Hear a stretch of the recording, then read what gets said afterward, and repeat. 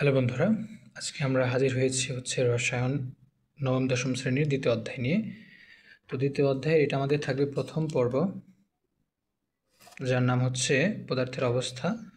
এবং এই অধ্যায়ের আমরা বেশ কিছু গুরুত্বপূর্ণ জিনিস আলোচনা করব: কণার গতিতত্ত্ব, ব্যাপন ও অভিস্রবণ বা নিঃসরণ নিয়ে, এবং শেষে তাপ প্রদান ও শীতলীকরণের যে লেখচিত্র সেটাকে আমরা একটু বোঝার চেষ্টা করব। তো আমরা চলো আগে কণার গতিতত্ত্বটাকে বুঝে নিই। তো কণার গতিতত্ত্ব, তো কণার গতিতত্ত্ব ব্যাপারটা কীরকম? তো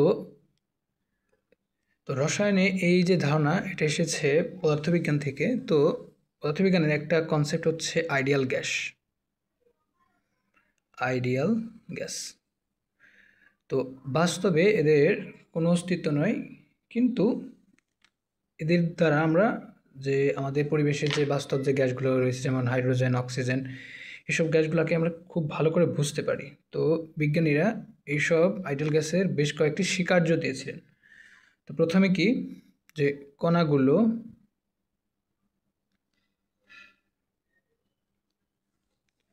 সব সময়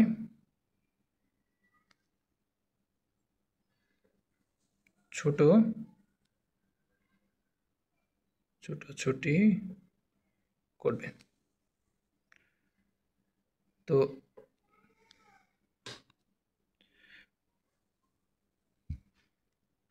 তো এদের মধ্যে আন্তঃআণবিক আকর্ষণ শক্তি থাকবে। আন্তঃআণবিক আন্তঃআণবিক আন্তঃআণবিক আকর্ষণ ও বিকর্ষণ শক্তি বিদ্যমান।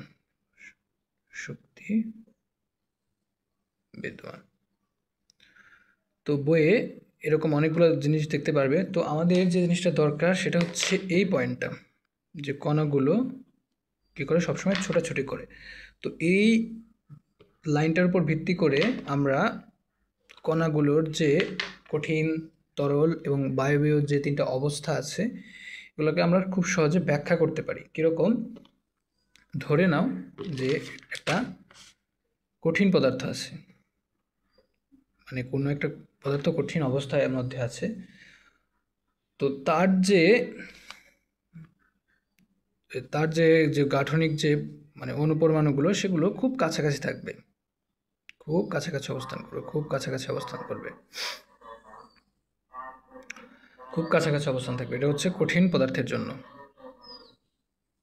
যদি তরল হয় তাহলে কি হবে? আর একটু দূরে অবস্থান করবে, মানে আর একটু দূরে থেকে চলাফেরা করবে, আর একটু দূরে থেকে চলাফেরা করবে। তো যদি গ্যাস হয় তাহলে কি হবে? আরও দূরে থেকে চলাফেরা করবে। তাহলে কি বুঝতে পারছি? তাহলে আমরা আদর্শ গ্যাসের যে স্বীকার্য থেকে প্রথমে আমরা কি দেখতে পারলাম, যে পদার্থের মধ্যে অনুপরমাণুগুলো সবসময় ছোটাছুটি বা বিক্ষিপ্তভাবে ছোটাছুটি করতে থাকে। কঠিন পদার্থের বেলায় কি হয়? এই অণুগুলো কাছাকাছি থেকে কম্পমান থাকে, আর যদি তরল পদার্থ থাকে তাহলে আরেকটু দূরে থেকে কম্পমান থাকবে, আর যদি গ্যাসীয় হয় তাহলে অনেক দূরে থেকে কি করবে? কম্পমান থাকবে। ফলে কি হবে? যদি অনুপরমাণুগুলো, মানে আমরা যদি তাপ সরিয়ে নিই তাহলে কি হবে? অনুপরমাণুগুলো কাছাকাছি আসবে, ফলে সে কঠিন অবস্থা লাভ করবে। আবার যদি আমরা যদি আরেকটু তাপ দেই তাহলে কি হবে? সেগুলো একটু দূরে সরে যাবে, সেগুলো তরল অবস্থা লাভ করবে। তারপরে যদি আমরা আরও তাপ দিই তাহলে কি হবে? পদার্থগুলো আরও দূরে সরে যাবে। তো এটাই হচ্ছে আদর্শ গ্যাসের যে স্বীকার্যের সারসংক্ষেপ। তো এখান থেকে তোমাদের আরও অনেক থাকতে পারে, যদি কোনো জিজ্ঞাসা থাকে তাহলে অবশ্যই আমাদেরকে জিজ্ঞেস করবে। তাহলে কঠিন, তরল ও বায়বীয়, এই তিনটা জিনিস আমরা এখান থেকে বুঝে নিলাম। তো তারপরে আরেকটা জিনিস, সেটা হচ্ছে ব্যাপন। তো ব্যাপন বিষয়টা কীরকম?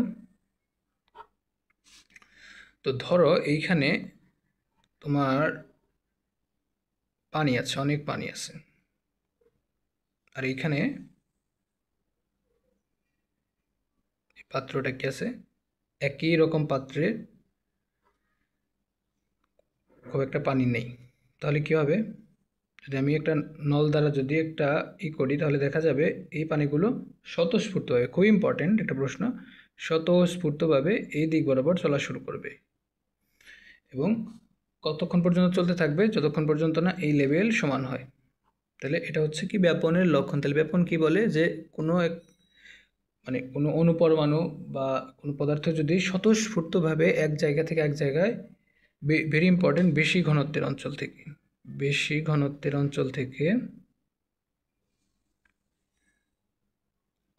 থেকে কম ঘনত্বের অঞ্চলে প্রবেশ করে।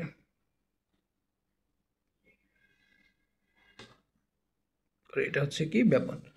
তো ব্যাপনের আমরা অনেক উদাহরণ দিতে পারি, যেমন একটা কীরকম উদাহরণ? তো এখান থেকে আমরা দেখলাম যে যদি পানির জন্য আমরা উদাহরণ দিতে পারি। তো তারপরে আমরা আরেকটা যে জিনিস শিখবো সেটা হচ্ছে নিঃসরণ। তো নিঃসরণ কি বলে?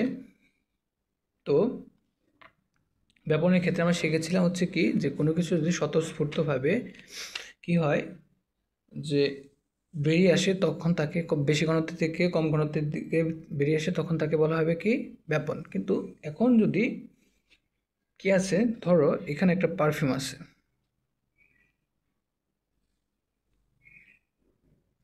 এখানে পারফিউমের লাগানো আছে। এখন যদি এখানে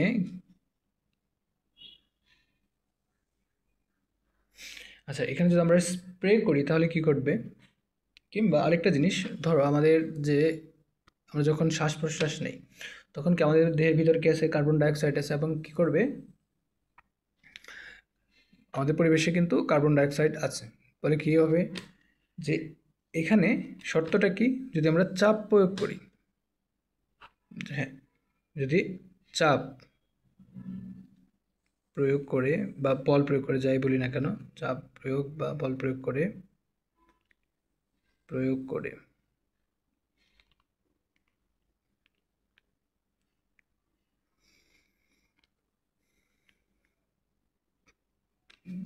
যদি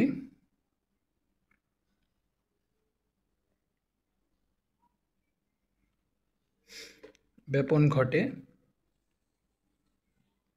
তা হবে নিঃসরণ। তাহলে কি এখানে দেখো, এখানে প্রচুর পরিমাণে কি আছে? পারফিউম আছে, প্রচণ্ড চাপের মধ্যে আছে। ফলে কি এখানে এর ঘনত্ব কিন্তু বেশি, কিন্তু আমরা যদি চাপ প্রয়োগ করি সে কী করবে? এইখান থেকে কিন্তু ছড়িয়ে যাবে। তো এটা হচ্ছে ব্যাপন, আর এটা হচ্ছে নিঃসরণের উদাহরণ। তো নিঃসরণের আরও অনেক উদাহরণ আছে, যেমন কোনো একটা জায়গায় দেখো ফল পেকে গেছে, তো কী হবে? সেখান থেকে একটাভাবে কিন্তু এই জিনিসগুলো ছড়িয়ে যেতে পারে।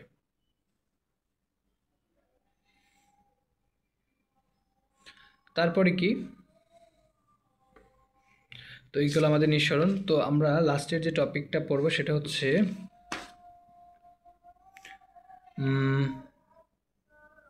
টপিকটার নাম হচ্ছে তাপ প্রদানের লেখচিত্র। তো জিনিসটা কীরকম? তো এদিক বরাবর আমরা কি আঁকবো? সময়ের গ্রাফ। আর এদিক বরাবর কি হবে? অবস্থা।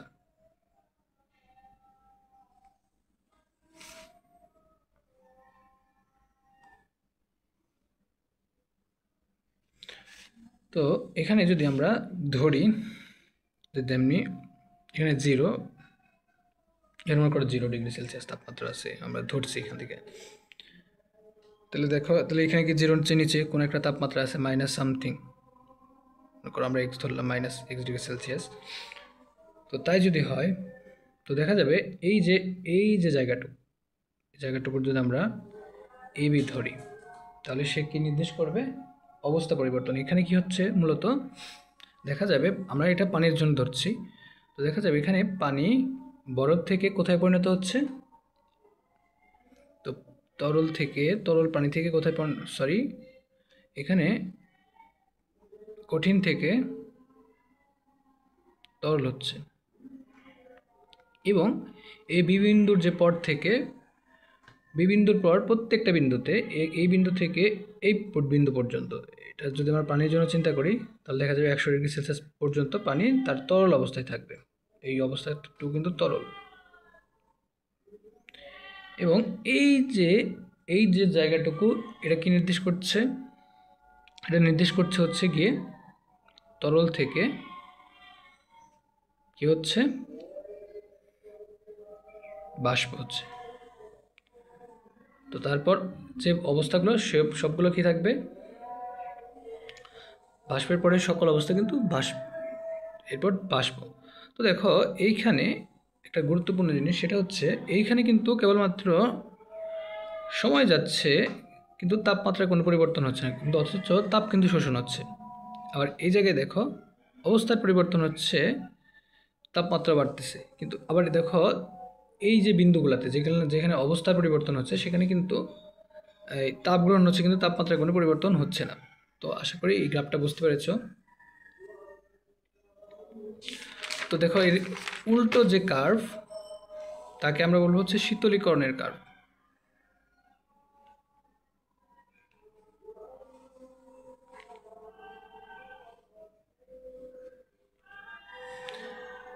তাহলে ধরো এটা ছিল কত ডিগ্রি, মনে করো এটা 100 হচ্ছে সামথিং কোনো দিন, তাহলে এখানে যদি 100°C থাকে তাহলে কি হচ্ছে, এখান থেকে কিন্তু জলীয় বাষ্প থেকে কি হচ্ছে,